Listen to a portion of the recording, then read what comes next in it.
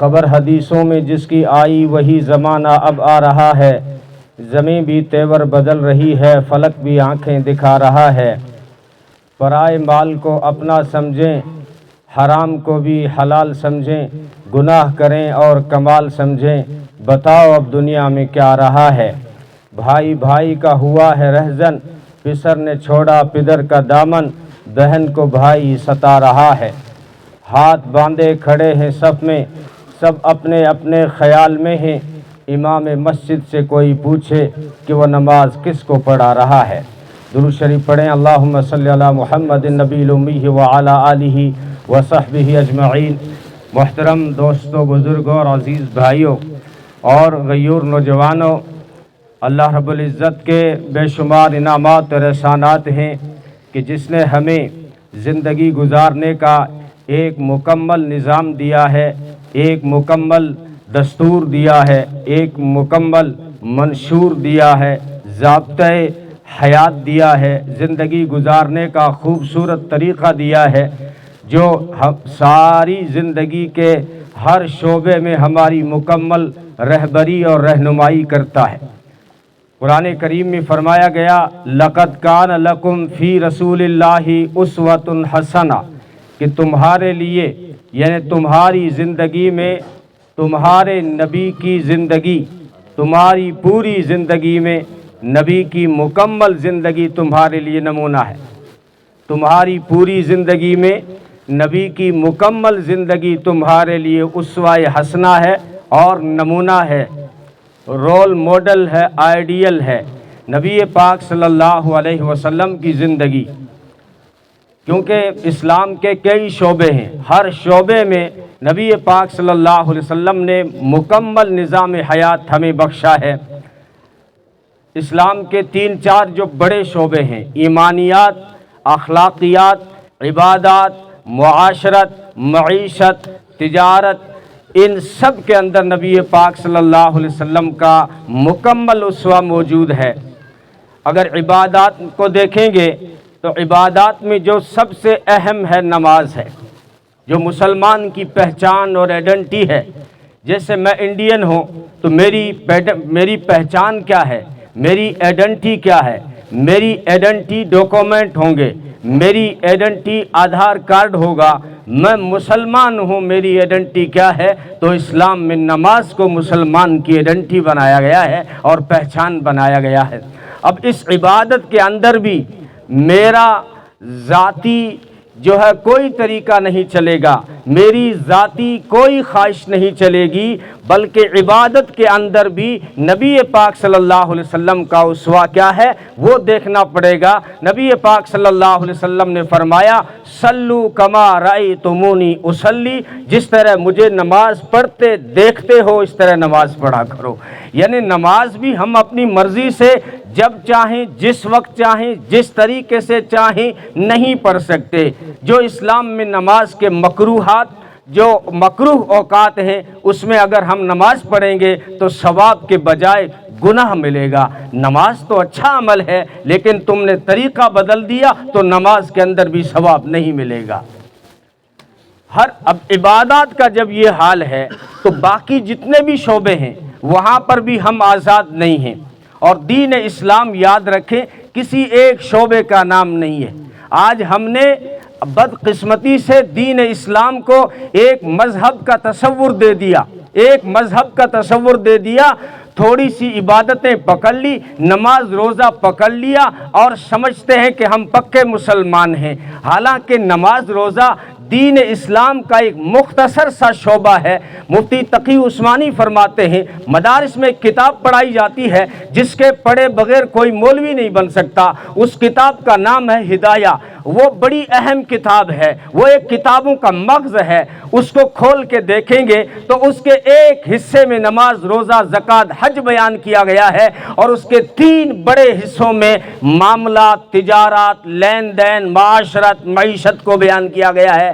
تو مفتی تقی عثمانی فرماتے ہیں کہ یہ نماز، روزہ، زکوٰۃ، حج اسلام کا ایک شعبہ ہے، ایک حصہ ہے، باقی جو 3/3 دین جو ہے، جو 3 حصے والا دین جو ہے، وہ معاملات میں ہے، وہ اخلاق میں ہے، وہ لین دین میں ہے، وہ رشتوں کے رویے میں ہے، وہ آپسی معاملات میں ہے، وہ تجارت میں ہے، وہ معیشت میں ہے، وہ معاشرت میں ہے۔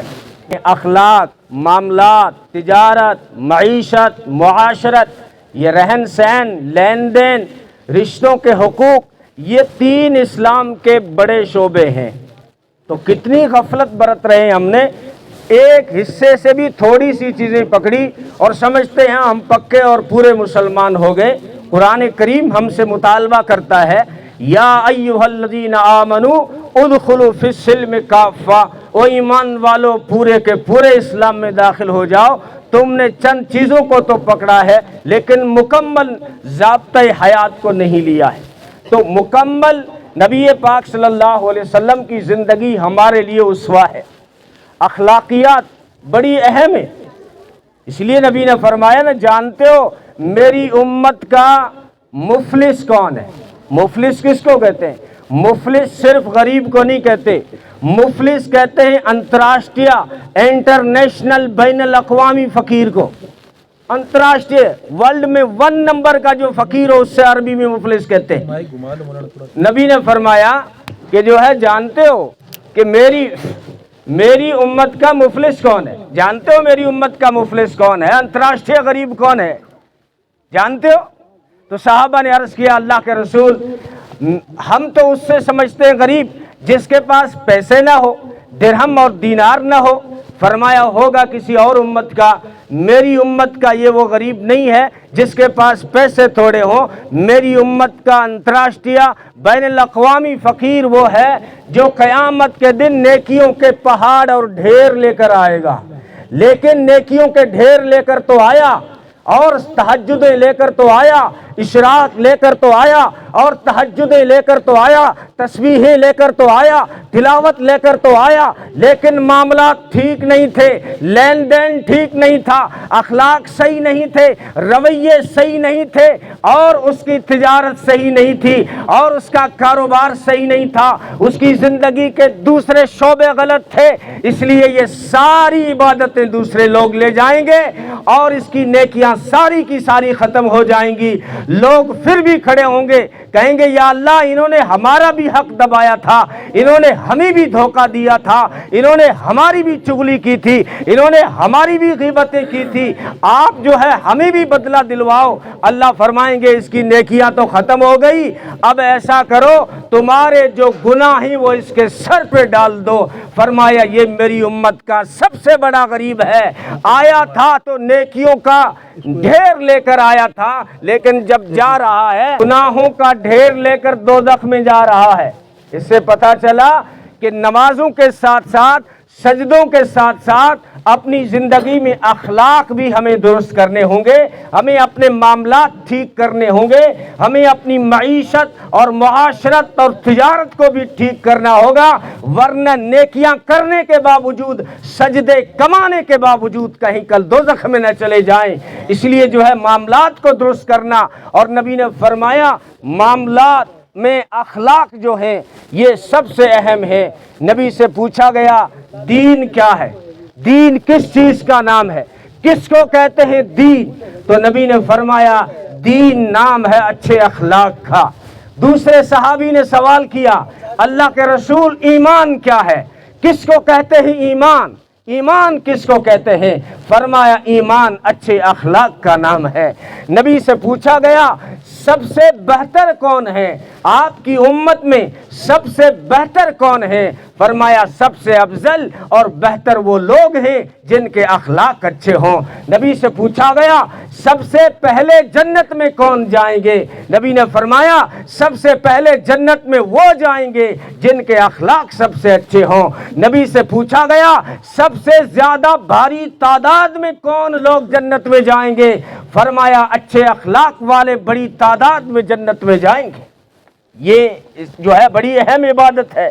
نبی نے فرمایا الساعی علی الارملۃ والمسکین کمجاہد فی سبیل اللہ، کسی بیوہ کی ہیلپ کرنے والا اور کسی یتیم پر دست شفقت رکھنے والا یہ اس مجاہد کی طرح ثواب پاتا ہے جو اللہ کے راستے میں اپنی جان کے نذرانے پیش کر رہا ہو، یا وہ شخص جو راتوں کو کھڑے ہو کے عبادت کرتا ہے اور دن میں روزے رکھتا ہے، لیکن دوسرا آدمی جو کسی غریب کے کام آیا، جو کسی بیوہ کے کام آیا، جو کسی پریشان حال کے کام آیا، یہ پریشانی میں انسانوں کے کام آنے والا انسان یہ سجدہ گزاروں سے، شب بیداروں سے بھی آگے نکل جاتا ہے، روزے داروں سے بھی آگے نکل جاتا ہے۔ اس لیے نبی نے فرمایا بھاری تعداد میں وہ لوگ جنت میں جائیں گے جس کے اخلاق سب سے زیادہ اچھے ہیں۔ اس لیے جو ہے اپنے اخلاق اور معاملات کی طرف دھیان دینا بہت ضروری ہے۔ اور نبی پاک صلی اللہ علیہ وسلم کا مکمل اسوہ جب اللہ نے کہہ دیا، اللہ قرآن کریم میں کہہ رہا ہے لَقَدْ كَانَ لَكُمْ فِي رَسُولِ اللَّهِ أُسْوَةٌ حَسَنَةٌ، تمہارے لیے میرے رسول میں مکمل نظام موجود ہے، مکمل۔ اب اگر میں پوچھ لوں اس قرآن کریم کی آیت سے، یا اللہ تو کہہ رہا ہے کہ جو ہے میرے تیرے محبوب میں سارے ضابطے موجود ہیں، سارے حالات کا حل موجود ہے، تو اب میرا تو یہ حال ہے کہ میں چاروں طرف سے حالات میں گھرا ہوا ہوں، مجھے جو ہے بڑی بڑی قوموں نے گھیرا ہے، مجھے تو بڑی بڑی قوموں نے گھیرا ہے، تو اب جو ہے میرا حل کیا ہے؟ تو نبی پاک صلی اللہ علیہ وسلم کا اسوہ اٹھائیے اور غزوہ احزاب کو دیکھ لیجئے۔ ایک جنگ ہوئی جس کا نام آپ نے سنا، غزوہ احزاب بھی کہتے ہیں اور اسے خندق بھی کہتے ہیں، خندق کھائی کو کہتے ہیں، احزاب یہ حزب کی جمع ہے، حزب کے معنی لشکر، احزاب بہوچن ہے، بہت سارے لشکر مدینے پہ ٹوٹ پڑے تھے۔ کون سی قومیں تھی؟ نبی کی سیرت اٹھاؤ، جو ہے یہودی آئے تھے خیبر سے، مشرکین آئے تھے مکہ سے، اور عیسائی آئے تھے غطفان سے، تین بڑی قوموں نے گھیرا تھا۔ آج اٹھائیے اپنے حالات، آپ کو ان تین قوموں نے گھیر رکھا ہوگا۔ ایک خیبر سے یہودی آیا ہوا ہے، غطفان سے عیسائی آیا ہوا ہے، مکہ سے مشرکین آئے ہوئے ہیں، تینوں نے گھیرا ہے۔ 10,000 سے زیادہ لشکر ہے، مسلمانوں کی تعداد 3,000 ہے۔ اب یہ نبی کا اسوہ بتائے گا میرے حالات کا حل کیا ہے، اس وقت مسلمان نے کیا کیا، حالات کا مقابلہ کیسے کیا۔ ہاں، نبی پاک صلی اللہ علیہ وسلم نے ہمیں مضبوط ہونے کے طریقے بتائے ہیں۔ اگر آپ چاہتے ہیں کہ ہماری سوسائٹی مضبوط ہو، ہمارا معاشرہ مضبوط ہو، ہماری قومیں مضبوط ہوں، ہمارا دیش مضبوط ہو، ہمارا وطن مضبوط ہو، تو نبی کا اسوہ اٹھائیے اور نبی کی سیرت پڑھیے۔ جو چیزیں نبی نے مضبوط کرنے کی کوشش کی ہے، سب سے پہلے وہ چیزیں آپ اٹھا لیجئے، آپ اٹھا لیجئے، کیونکہ نبی کی زندگی میں مکمل اسوہ ہے۔ تو دیکھیے نبی نے مسلمانوں کو مضبوط کرنے کے لیے کہاں سے شروعات کی ہے۔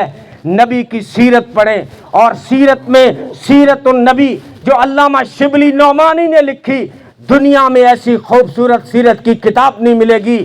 وہ فرماتے ہیں نبی نے مسلمانوں کو مضبوط کرنے کے لیے سب سے پہلے اکنومی پر زور دیا، اکنومی پر، تجارت پر زور دیا، تجارت پر زور دیا۔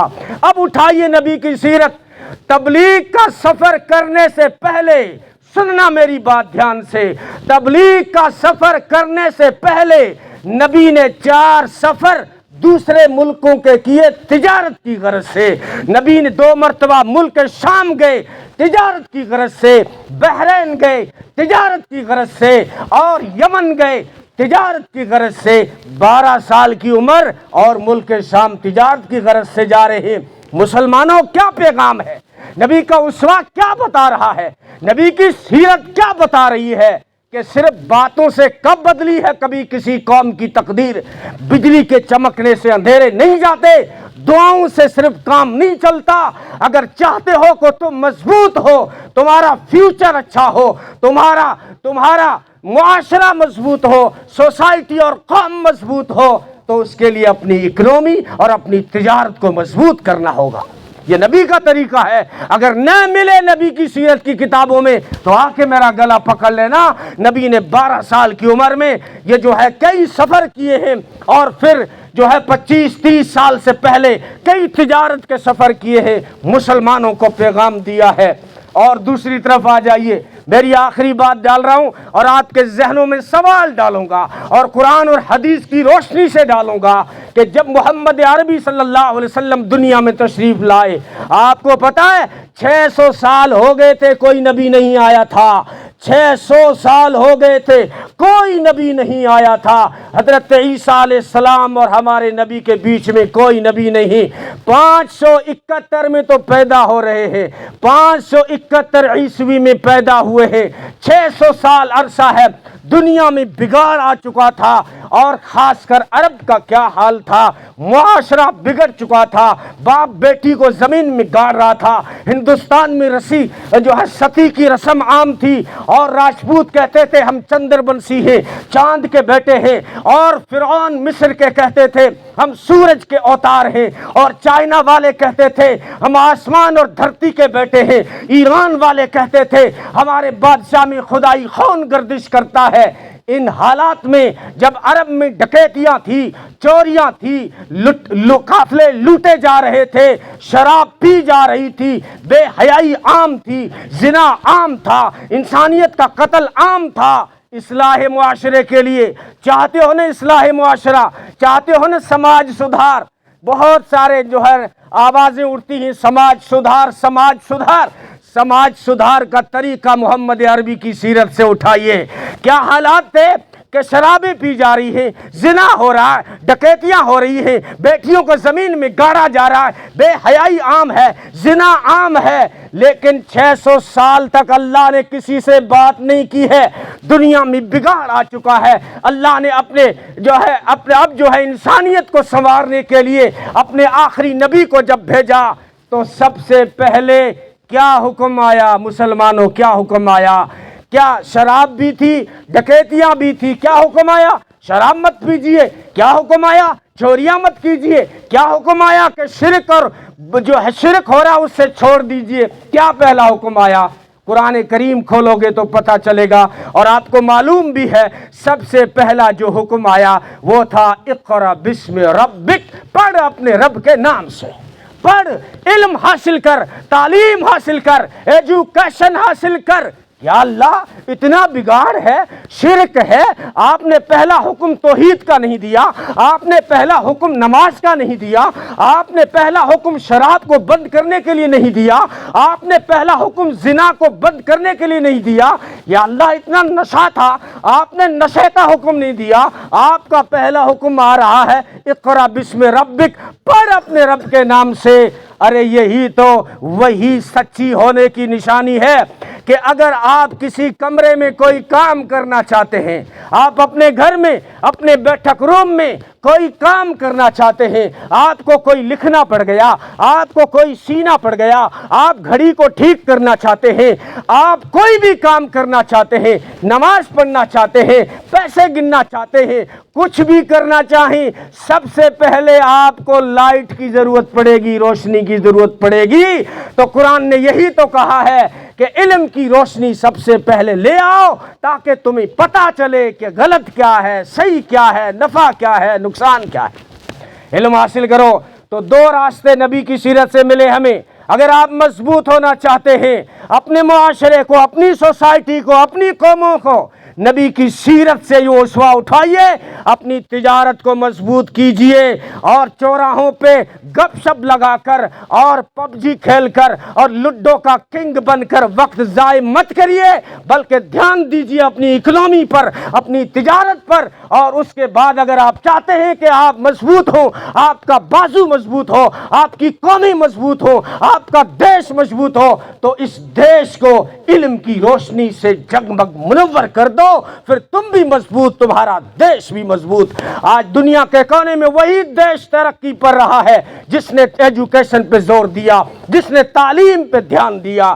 یہ نبی کی سیرت کا اسوہ ہے. میں اپنی بات کو سمیٹتے ہوئے نوجوانوں کو پیغام دوں گا کہ علم کی روشنی جب آئے گی تو تمہیں پتہ چلے گا کہ غلط راہوں پہ جو چل رہے ہو وہاں سے تمہیں کچھ ہاتھ نہیں آنا ہے، کچھ ہاتھ نہیں آنا ہے۔ خدا را اپنی قیمت کو پہچانیے، اپنے وقت کی قیمت کو پہچانیے، اپنی صحت کو قیمت کو پہچانیے، مت برباد کیجئے اپنی صحت کو نشوں میں، بیئر میں اور چٹوں میں مت خراب کریے۔ نشے والا آدمی کبھی اچھا بھائی نہیں بن سکتا، کبھی اچھا شوہر نہیں بن سکتا، کبھی اچھا باپ نہیں بن سکتا، کبھی اچھا لیڈر نہیں بن سکتا، کبھی اچھا ٹیچر نہیں بن سکتا۔ اس لیے اگر تم اچھے انسان بننا چاہتے ہو تو نشوں کے قریب بھی مت جانا، نشوں کے قریب بھی مت جانا، اپنے وقت کی قدر کرو اور نبی کی سیرت سے یہ اسوہ اٹھاؤ۔ شکایتیں کرنا چھوڑ دو کہ وہ مار رہا ہے، وہ مار رہا، کوئی نہیں مار رہا بھائی، کیوں مجھ کو شکایت ہو کسی غیر سے جھوٹی؟ خود اپنی ہی تقصیر سے قسمت میری پھوٹی، اللہ کی رسی تو نہ ٹوٹے گی اور نہ ٹوٹی، افسوس یہی ہے کہ میرے ہاتھ سے چھوٹی۔ اللہ کی رسی میرے ہاتھ سے چھوٹ گئی، ٹوٹی نہیں ہے وہ۔ اس لیے جو ہے اللہ کی رسی قرآن کو مضبوطی سے پکڑ لیں۔ کتنے بڑے افسوس کی بات ہے مسلمانوں، ساری کتابیں پڑھتے ہو، خدا کا قرآن نہیں پڑھتے۔ غیرت میں تمہیں ڈوب مرو، ساری کتابیں پڑھتے ہو، اخبار پڑھتے ہو، مضامین پڑھتے ہو، چھوٹی موٹی کتابیں لیے پھرتے ہو، خدا کا قرآن کیوں نہیں پڑھتے؟ تاکہ تمہیں پتہ چلے کہ زندگی کے صحیح راستے کون سے ہیں، مکمل نظام کیا ہے، دین کہتے کس کو ہیں۔ نہیں سمجھنے کی کوشش بھی مت کرنا۔ ہاں پورا دین سمجھو گے تو گراہک ٹوٹ جائیں گے تمہارے۔ قرآن کریم کو مسجدوں میں شروع کرو گے تو تمہارے فالوورز کا اور بھگت نکل جائیں گے تم سے، کیونکہ قرآن تو پورا دین بیان کرتا ہے، جو آپ کو معاشرت بتاتا ہے، معیشت بتاتا ہے، تجارت بتاتا ہے، سیاست بتاتا ہے۔ تم نے تو کہا نہیں سیاست دین نہیں ہے، سیاست دین نہیں ہے۔ نبی نے فرمایا دین اور سیاست، دین سیاست کا نام ہے۔ نبی نے فرمایا سیاست کرنا اور پنچایت کے فیصلے کرنا نماز جیسا دین ہے میری شریعت میں۔ آؤ حدیث سے ثابت کروں، حدیث سے میں ہوائی فائرنگ نہیں کرتا، میری ایک ایک بات ریکارڈ بھی ہوتی ہے۔ میں آؤ تمہیں نبی کی شریعت سے بتاؤں۔ نبی پاک صلی اللہ علیہ وسلم عصر کی نماز پڑھانے نہیں آئے، عصر کی نماز پڑھانے نہیں آئے، مغرب کا وقت قریب آیا، صحابہ نے کہا ابو بکر نماز پڑھائیں ورنہ عصر چلی جائے گی۔ ابو بکر مصلی پہ کھڑے ہوئے، نماز پڑھائی، 2 رکعت جب ابو بکر نے پڑھائی تو نبی پاک صلی اللہ علیہ وسلم تشریف لائے۔ اب یہ بہت خوبصورت واقعہ ہے، میں چھوڑ رہا ہوں۔ اب نماز کے بعد میں صحابہ کہتے ہیں اللہ کے رسول آج آپ اتنے لیٹ ہو گئے، عصر بالکل سرخی میں داخل ہونے والی تھی، مغرب کا وقت قریب تھا، ہم نے ابو بکر کو آگے کر کے نماز پڑھی۔ تو نبی پاک صلی اللہ علیہ وسلم نے فرمایا میں آج بہت اونچے اور بڑے کام میں لگا ہوا تھا۔ قبیلہ عمرو بن عوف جو قبا کے پاس میں جو ہے اوس کی شاخ رہتی، ان میں جھگڑا ہو گیا تھا، میں ان کو ایک کرنے میں لگا رہا، کبھی اس کو مناتا کبھی اس کو مناتا، مناتے مناتے ظہر سے مغرب ہونے لگی، اتنا وقت گزر گیا۔ اے میرے صحابہ میں عصر میں اس لیے لیٹ ہوا ہوں کہ میں آج بہت بڑے کام میں لگا ہوا تھا، بہت بڑے کام میں لگا ہوا تھا۔ کیا پیغام ہے مسلمانوں؟ پنچایت کے فیصلے کرنا بھی دین ہے، پنچایت کے فیصلے، ہاں فیصلہ صحیح ہونا چاہیے، انصاف پر۔ نبی نے فرمایا نا اگر منصف حکمران ہو تو اس کی ایک دن کی حکومت 60 سال کی عبادت سے بہتر ہے۔ ہاں اگر آپ پارشد بن جائیں، M L A M P بن جائیں، اچھے فیصلے کریں، آپ نے اچھا ایک فیصلہ کر دیا 60 سال کی عبادت سے بہتر ہے۔ اللہ تعالی ہم سب کو سمجھنے کی اور مکمل نظام کو سمجھنے کی توفیق عطا فرمائے۔ دین اسلام کو سمجھے خدا را۔ مولوی جھوٹا ہو سکتا ہے، خدا کا قرآن جھوٹا نہیں ہو سکتا۔ 30 پارے رکھے ہوئے تمہارے گھر میں، اس کو ترجمے سے سمجھیے کہ خدا 30 پاروں میں کیا کہنا چاہتا ہے۔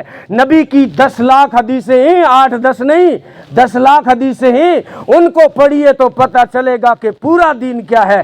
تھوڑی سی چیزیں پکڑ رکھی اور اپنے فالوورز اور بھگت بڑھاتے جا رہے ہیں، کسی اچھے آدمی کو مائک پہ آنے نہیں دینا، کیونکہ پورا دین بتا دے گا تو ہمارے جو ہے فالوورز ٹوٹ جائیں گے اور ہمارے بھگت ہمارے ہاتھ سے نکل جائیں گے۔ اس لیے اچھے عالموں کے اوپر حالات آتے ہیں، میں نام نہیں بتاتا، کئی جگہ حالات آتے ہیں کہ اس کو نہیں موقع دو، بس بٹھا دو کسی کو محترم دوستوں بزرگوں کر کے گھنٹہ کر دے اور اسلام نہ بتائے، کیونکہ اسلام بتائے گا تو ہمارے بھگت ٹوٹیں گے، ہمارے گراہک ٹوٹیں گے، ہمارے فالوورز ٹوٹیں گے۔ اللہ ہمیں صحیح سمجھ کی توفیق عطا فرمائے۔ اللہ ہمیں آپ سے کوئی لالچ نہیں، اللہ ہم سب کو ہدایت کامل عطا فرمائے، ہمیں ایمان کامل عطا فرمائے۔